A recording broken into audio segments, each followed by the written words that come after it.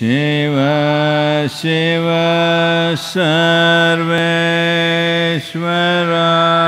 Sarveshwaraya Shambho Shambho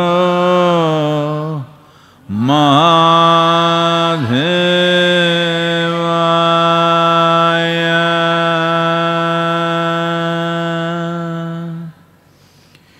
Yoga Yoga Yogeshwaraya Bhuta Bhuta Bhuteshwaraya Kala Kala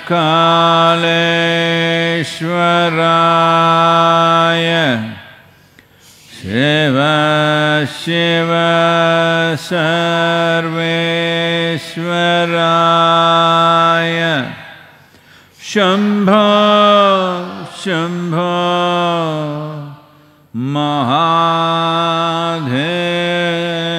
Mahadevaya Yoga Yoga Yogeshwaraya Bhuta Bhuta Bhuteshwaraya Kala Kala Kaleshwaraya Shiva Shiva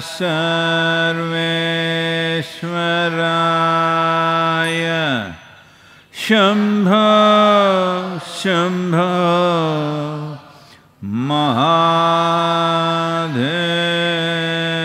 Mahadevaya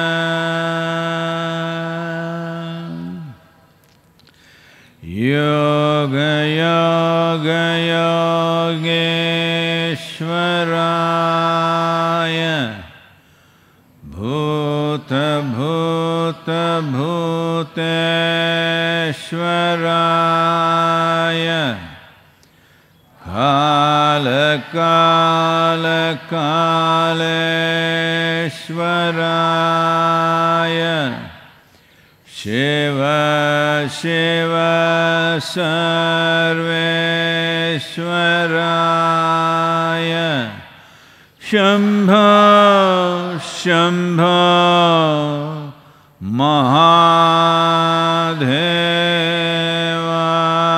Mahadevaya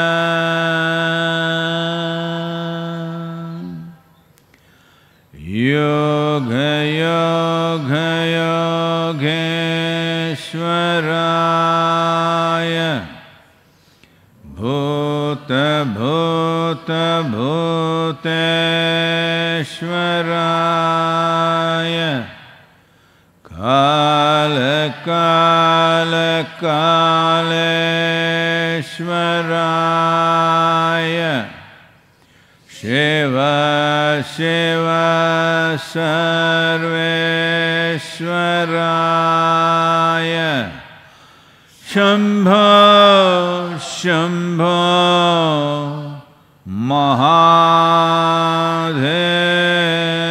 Mahadevaya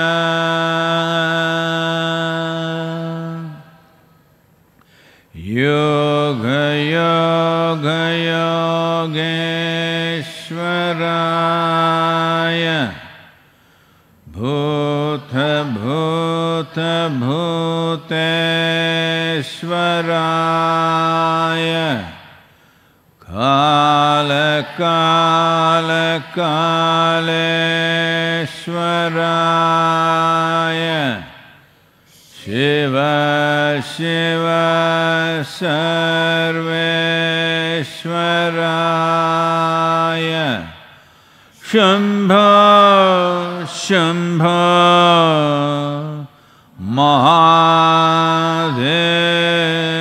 Mahadevaya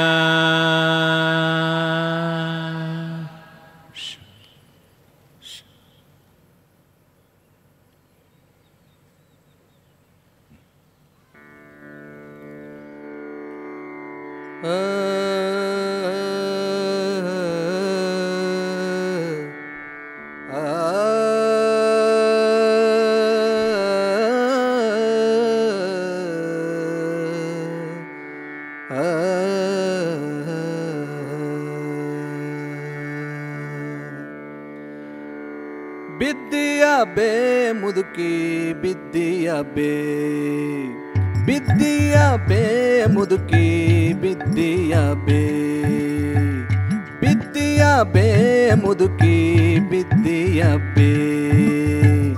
ನೀ ದಿನ ಹೋದಾಕಿ ಇರು ಭಾಳ ಜ್ವಾಕಿ, ನೀ ದಿನ ಹೋದಾಕಿ ಇರು ಭಾಳ ಜ್ವಾಕಿ. ಬಿದ್ದಿಯ ಬೇ ಮುದುಕಿ ಬಿದ್ದಿಯ ಬೇ, ಬಿದ್ದಿಯ ಬೇ ಮುದುಕಿ ಬಿದ್ದಿಯ ಬೇ.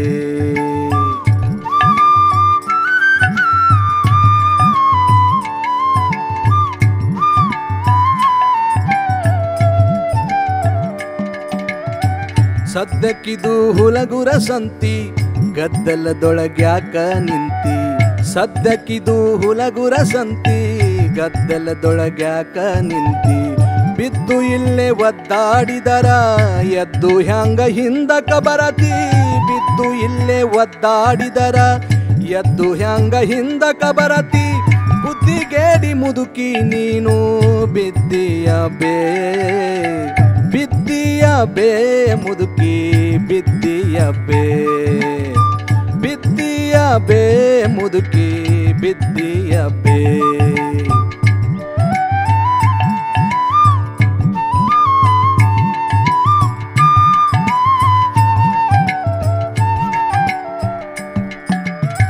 ಬುಟ್ಟಿಯಲ್ಲಿ ಪತ್ತಲ ಇಟ್ಟಿ ಅದನ್ನು ಉಟ್ಟ ಹೊತ್ತಾಳು ಜ್ವಾಕಿ, ಬುಟ್ಟಿಯಲ್ಲಿ ಪತ್ತಲ ಇಟ್ಟಿ ಅದನ್ನು ಉಟ್ಟ ಹೊತ್ತಾಳು ಜ್ವಾಕಿ. ಕೆಟ್ಟ ಗಂಟಿ ಚೌಡೇರಿ ಬಂದು ಹುಟ್ಟದ್ದನ್ನೇ ಕದ್ದಾರು ಜ್ವಾಕಿ, ಕೆಟ್ಟ ಗಂಟಿ ಚೌಡೇರಿ ಬಂದು ಹುಟ್ಟದ್ದನ್ನೇ ಕದ್ದಾರು ಜ್ವಾಕಿ. ಬುದ್ಧಿಗೇಡಿ ಮುದುಕಿ ನೀನು ಬಿದ್ದಿಯ ಬೇ, ಬಿದ್ದಿಯ ಬೇ ಮುದುಕಿ ಬಿದ್ದಿಯ ಬೇ.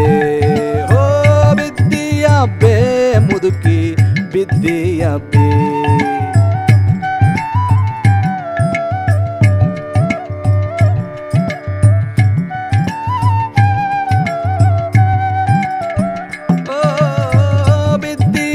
ಬೇ ಮುದುಕಿ ಬಿದ್ದಿಯ ಬೇ, ಬಿದ್ದಿಯ ಬೇ ಮುದುಕಿ ಬಿದ್ದಿಯ ಬೇ.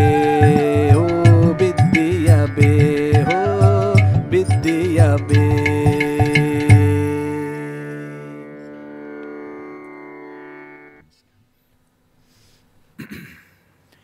Namaskaram. Namaskaram to everyone.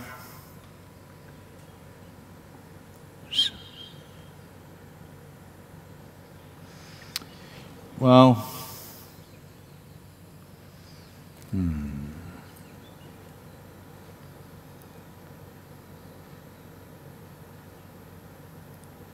if you were a virus, lot of good news. Being human beings, lots of bad news.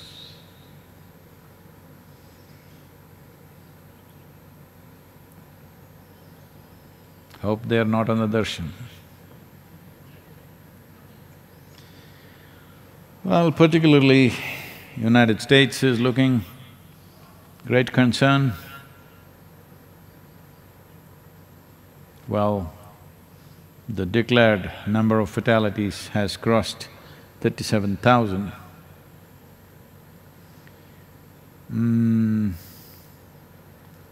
And it's moving into more geographically a bigger spread. And unfortunately, a whole lot of people living alone in their homes are being found dead by themselves. I am unable to understand why they could not call somebody for emergency, whatever, but hundreds of bodies being found in homes alone. So probably these are people with other medical conditions like cardiac condition and they don't go through the regular symptoms, but due to cardiac failure or something else of that kind, they must be dying because of this. So, concern about this is not over. I know a whole lot of people in India are raring to go on the streets on 20th thinking it'll be relaxed. I don't think it'll be relaxed on 20th except for a few services and certain kind of economic activity like agriculture and a few other things. I don't think the nation can afford to do that. But even on 3rd of May, when it is relaxed, we must understand this is out of economic compulsions, not because we have conquered the virus.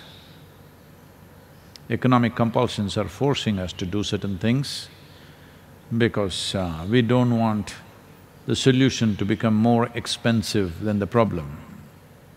And slowly we are moving in that direction.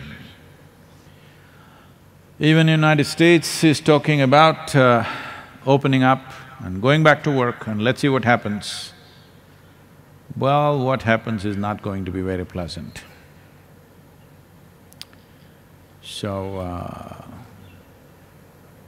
I don't think I'm hearing things from various world leaders and everything. I don't think anybody has a clue exactly how to handle this. We're only trying to slow it down with lockdowns. Nobody has a clue. So,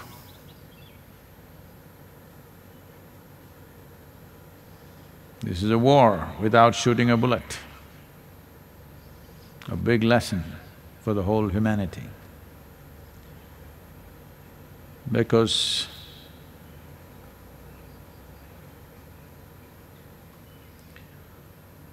in 20th century,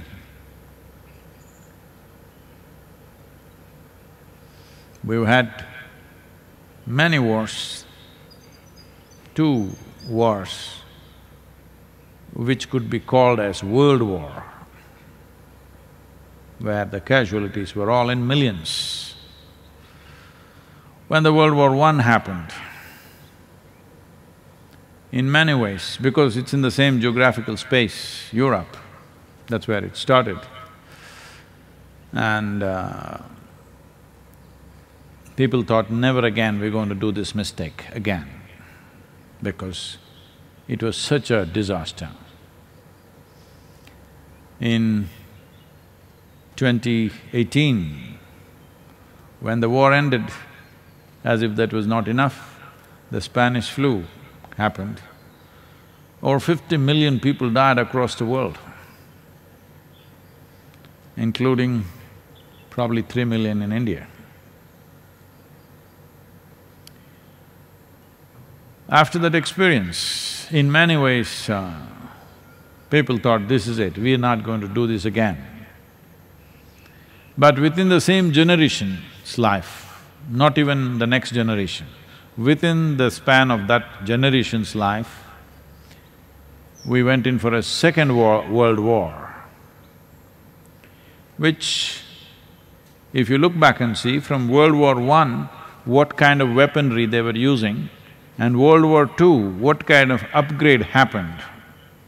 If you look at that, obviously, after World War I, everybody was preparing for World War II, because such a huge upgrade in the type of weaponry that was used. So, they spent those like nearly 30 years mainly upgrading weaponry so that they could cause a bigger disaster, which they did. After World War II, well, the formation of world bodies to see that wars don't happen. But some of the statistics say, this statistic is in 2000, it is still true, I think, because since 2000 so many wars have happened. From 1944 when the World War ended in two big blots on humanity, the two nuclear bombs dropped on people who did not know what the hell it is. From there till 2000, statistics say not a single day passed on this planet without some kind of war or battle happening. That entire 56 years, 56 years it's been happening. Well, from 2000 onwards, all of you have witnessed how many nations have been ravaged. So, now we are at war because what is happening now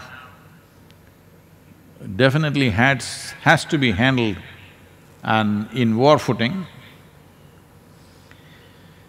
But a gentler army of people, doctors and nurses and fighting, but a whole lot of people are determined to see the war takes maximum toll. Unfortunately, people are taking out protests about the lockdown in United States. In other countries also small protests have happened. In India, certain people wanting to consciously spread it, they're spitting on the vegetables and selling it, infected people. It's really unfortunate that this has been the mindset of humanity for some reason or the other, that, well, somewhere we have a fatal attraction towards havoc. We want havoc. We think it'll only happen to others. But that's not how it happens. When it happens to others, it will happen to us also. But the level of prejudice, the level of hatred, the level of resentment that you want to cause damage to somebody else's life has unfortunately sank so deep into human heart. Based on race, religion, nationality, ideologies, these damn things have taken such a big toll in the last few hundred years, unbelievable. The amount of suffering that we have heaped upon each other in the name of race, religion, national borders and national interests, and of course for ideological stuff, is truly… it's very clear. The moment you get identified with any one of these things strongly, whether it's your race or particularly your religion, because here you have divine sanction to do horrible things. Nationality also, it's all right, we belong to a nation because that's a way to manage the world, because we have no mechanism to manage the whole globe, we have to manage nations, that's the only way we can manage people. And stupid ideologies that you make up in your head become more sacred than life itself. Well, if humanity has to become in some way not fully liberated, at least reasonably free from these damn things, turning inward, an experience beyond physical boundaries, which is being described as spiritual process, essentially it's this, that your identity is not limited to physical boundaries, either of body or of community or of race or religion or nationality or ideology. This is all spiritual process means, that your boundary is not limited by any physical entity. If this doesn't happen large scale, as we become more and more competent, as our science makes progress, our disasters will get more dastardly, more complicated, and more sinister. So human competence has become a massive problem right now, simply because people are identified with little things. As a generation of people, if we do not strive to get people beyond their limited identities of these 4-5 things, these 4-5 things, if you ask me, I know people are going to attack me for this. These 4-5 things which I mentioned, race, religion, ideology, these must be put in the category of filthy words in our languages. Because this is the worst kind of filth that's happened to humanity. The color of my skin, the nonsense that I believe in, and something that I make up in my head and make it sacred, these things have made human beings do things that no human being can be proud of, but they are proud of it because something more than their intelligence tells them. And they're hearing voices from elsewhere. So, at a time like this, every sensible human being on this planet, if we don't stand up and act now, well, it clearly shows we are not interested in the future well-being of human race. That's what it means. This question is from Gayatri. Namaskaram Sadguru. In my understanding, God is the creator of whole existence and he is referred to as Swayambhu. When you speak about signs of God making, I get confused. How can a piece of creation create the creator?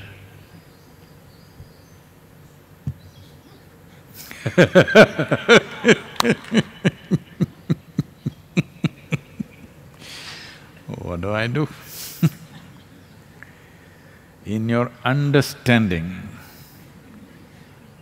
God is the source of creation, is it? What is that? He's a creator, so how can a piece of creation create the creator?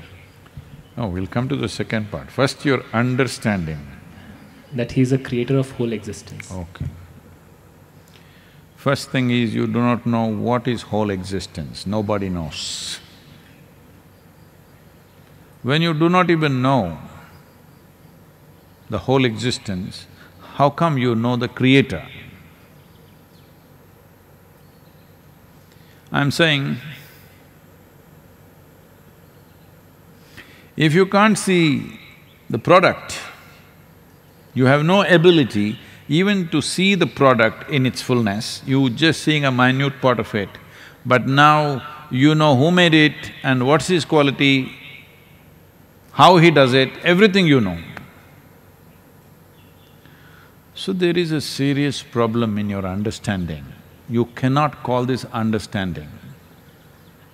This is simply a certain arrogance in a human being, that you don't have the humility to say, I do not know.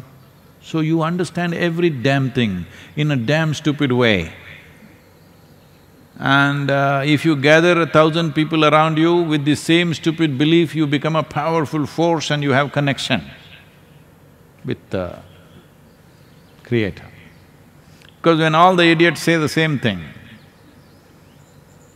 among the idiots it becomes the truth.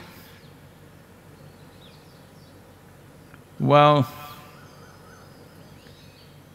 you don't know where this creation begins, where it ends.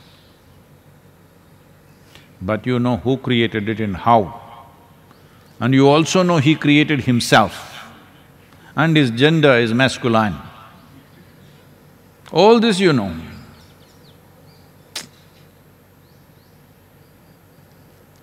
But you don't know a damn thing about yourself. So this is exactly what I was saying 2 minutes ago. You are a serious problem. You may think you are a pious religious being, but you are a serious problem to humanity. You are a serious problem to every life on this planet. You need to understand this. Because you make up things, and because even your own mind cannot accept it, you stamp it with the authority because you hear it from above. If you heard the birds, I can understand. If you don't hear them, they will drop something on your face. Then at least you will understand there's a bird up there. But you're making up all this nonsense because you just don't have fundamental sense of humility or honesty in your life. So you're making up all this nonsense. The fact of the matter is, you do not know the shape, form, size, whatever of this creation. That is the nature of your existence. Well, so your understanding, once it goes away, because it's not understanding, if you had clearly perceived this is it, you wouldn't be asking me a question. Either you must be realized or you must be a fanatic. Both these people don't ask questions because they know. One knows, another has gathered people. So fanatics absolutely believe this is it, because they've gathered people and only they live among themselves. If you ask three questions, your heavens will collapse, your scriptures will collapse, everything that you believe will collapse. That is why we've always been killing the people who ask questions, because this is another way of handling the question. Yes, very effective. When you do not know the answer for the question, kill the questioner, question is gone. So this has been the way of handling questions. Now this is a question. I will not make the questioner gone. I want to make the question gone because you don't even understand. You don't have a perspective. What is creation? What could be its source? You have absolutely no perspective anywhere. All this is coming from the fundamental arrogance that human being is the center of creation. No, you're a worm, you're an insect, you're not even an ant. Mother Earth looks at you like you are coronavirus, because your impact on her is just the same as the impact of virus on us. It's the same thing. So do not assume so many things. If you remove these assumptions, then you become a continuous state of wonder. Everything that you see, too fantastic. You can't figure out a damn leaf in your entire life, I'm telling you. If you live for 100 years, if you look at an ant for 100 years, you will still not figure out how he is made. But now you know how the creator is made, you're saying he's Swayambhu. Well, Swayambhu meant something else, not the way you're thinking, he made himself up. You have also made yourself up, huh? You were born like this, now you became like this, did you make yourself up or no? And all these stupid things that you're thinking and believing, also you made it up. Maybe you have a community that supports you, and maybe you have a book that supports your community, but you believe things which you do not know. Why don't you be human enough to say, I do not know? Then there is a possibility of enhancing your perception. From where you are, at least you may move to the next step. Sadguru, we all came here, we're sitting in this darshan because we thought you will make us understand everything. No, I'm just trying to make you understand, you will never goddamn understand a damn thing in this universe. That's all I'm trying to make you understand. You will not. You can experience. This is a privilege. That also we don't know why this privilege is given, that we can experience things. Understand? What have you understood? One single thing, have you understood something? one atom, have you understood? Over 99% of the atom is empty. Have you understood that 99%? That 0.0001% something you have understood. Out of that, well, the first thing you made is a bomb. Yes? That is the first thing you made, that is your understanding.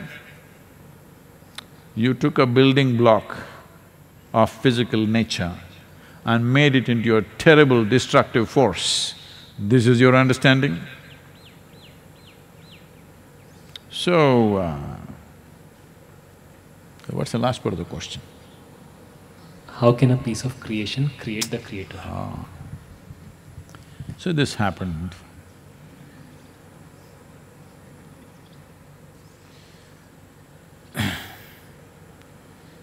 Her son was in the American university. American university means anybody's children go to American university, the parents will be crossing their fingers and hoping they will come out of this 4 years without becoming addicts, without getting lost, without getting killed, something. I'm not trying to paint a very bad picture of a nation, but unfortunately, this has become the way of youth. If you spend 4 years there and come out without drugs or smoking or alcohol, you are like… you must have been a freak in your university. You are probably the only freak. So you know your child is not a freak. So mother is worried, what is he doing?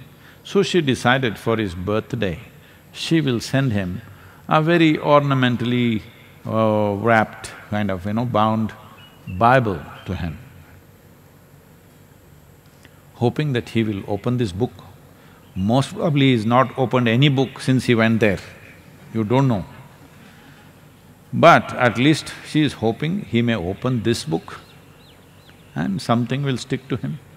So she packed it and took it to the post office. The postmaster asked the lady, "Is there anything breakable in this package?" She said, "Only the 10 commandments."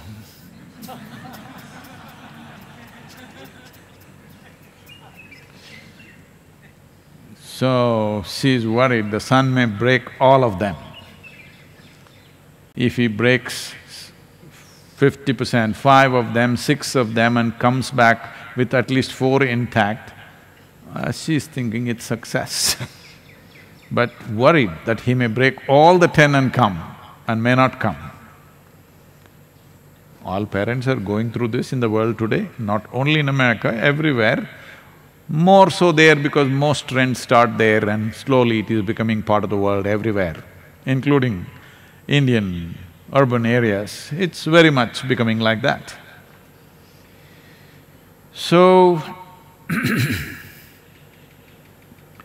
will I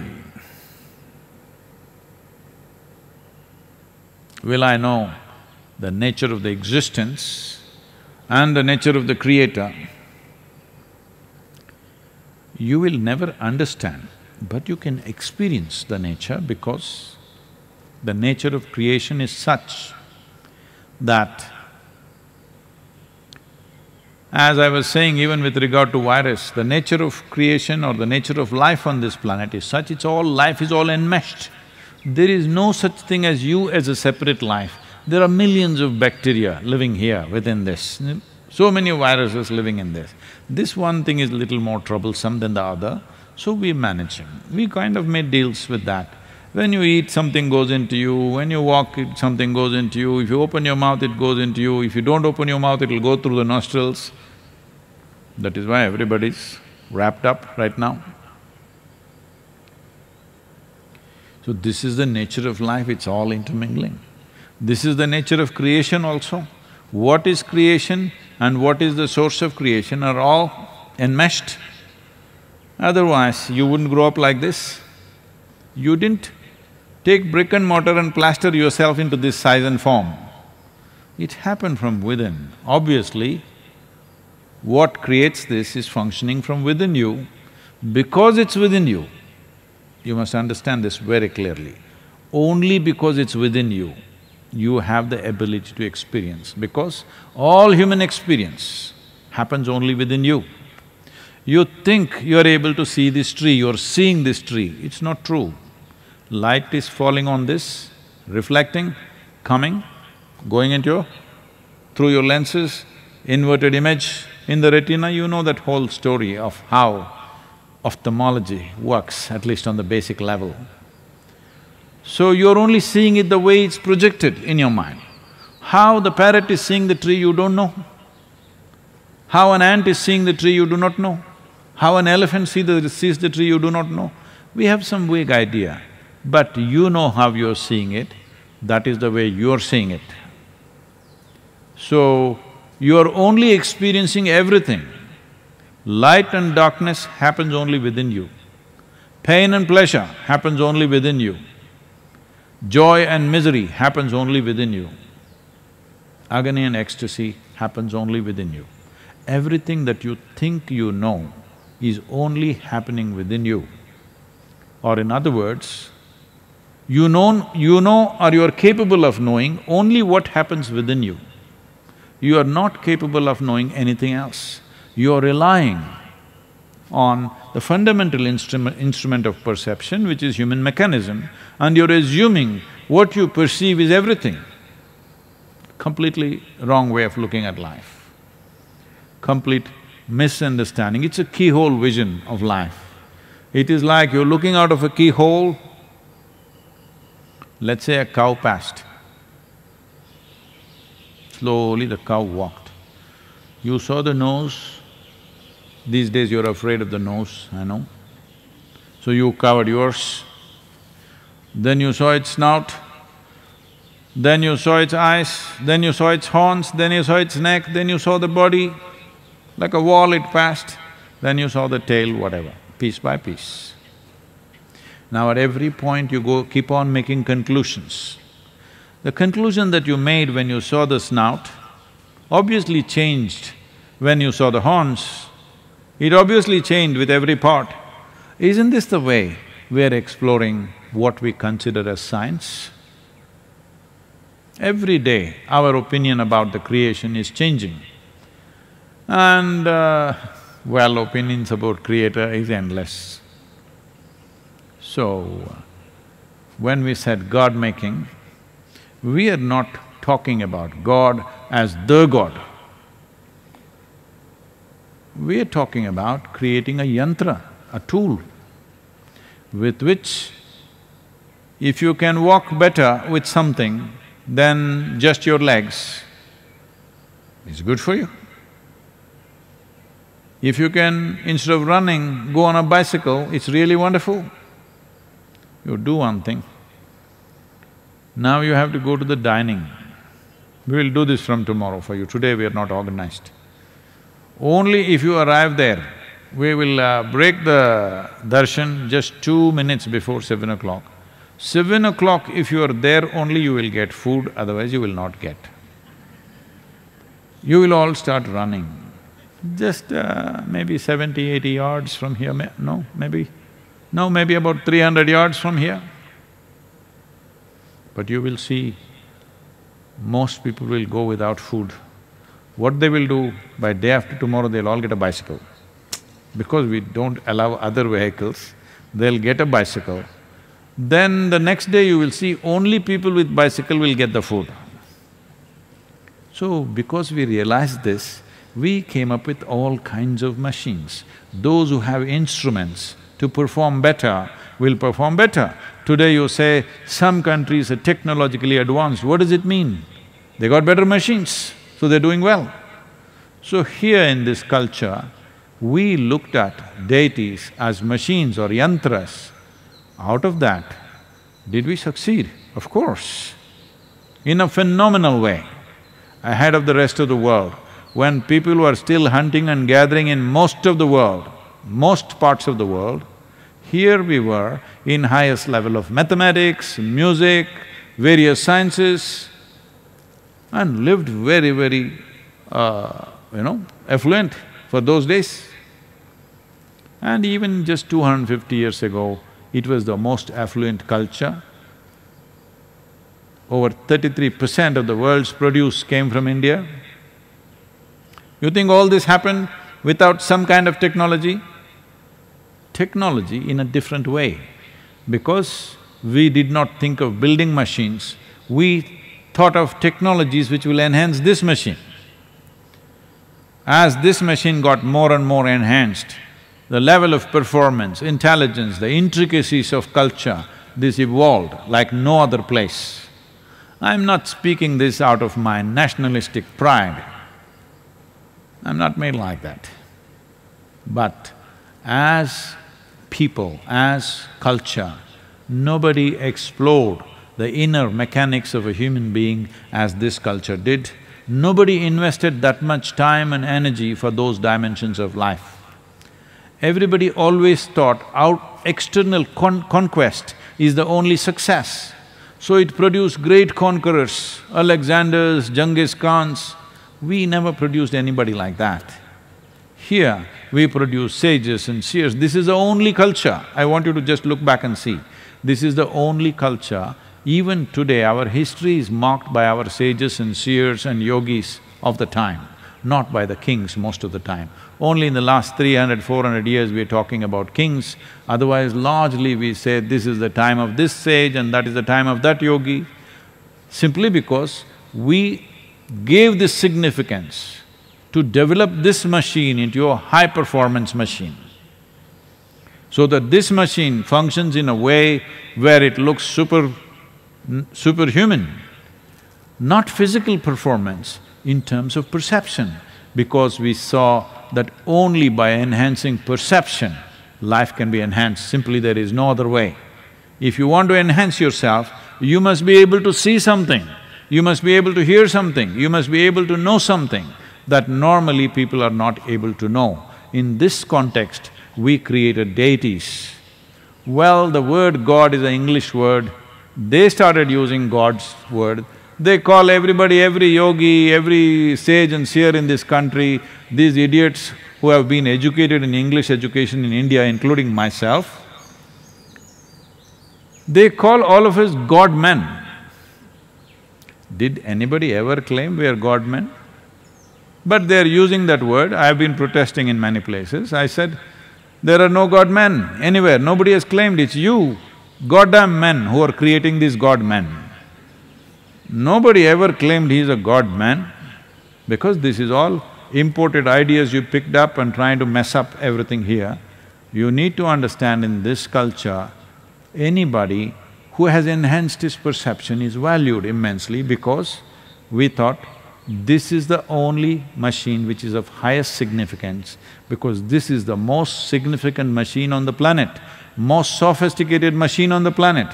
Fine-tuning it is more important than simply creating other machines. You went on creating other machines, you are always talking about moving the mountains. What kind of an idiot will move mountains? I'm saying, hello, you want the mountain to be moved here? It once happened. Shankaran Pillai came to Isha Yoga Center. Checked in at the welcome point and said, I want a room with the best view. So because if you don't know this, don't rush into this now, start fighting for this room. The Chitra block, first floor, has the best view. Now of course, now Shivapadam has come, it's different. But otherwise, Chitra block, first floor, always had the best view in this part of the ashram. So they put him on the first floor Chitra block. Next day he came to the welcome point and freaked. He said, I asked for a room with a view. There is no damn view in my room. They said, sir, we've given you Chitra block, first floor, isn't it? That has the best view. Where is the view? The damn mountain is in the way. Right now, you are deceiving yourself because you have not made any efforts to handle your intelligence properly. Your intelligence is the only problem right now, it's turned against you. You're deceiving yourself. Now what's deceiving? It happens in so many ways, in ways that you cannot imagine. It so happened, a pretty young woman got embroiled in a courtroom drama about husband and wife filing for divorce. She got embroiled. So in that the other counsel who was representing the opposite side, the wife's side, he questioned this girl, "Is it true you held this man's hand and walked into this hotel and only next day morning you came out? Is it true?" She said, "But I was deceived." So the lawyer asked, "How were you deceived?" "Well, when we checked in, he told the clerk that I'm his wife." I was deceived. You're not getting it. It's okay. So you don't get such things, that means you're free of deception. Very good.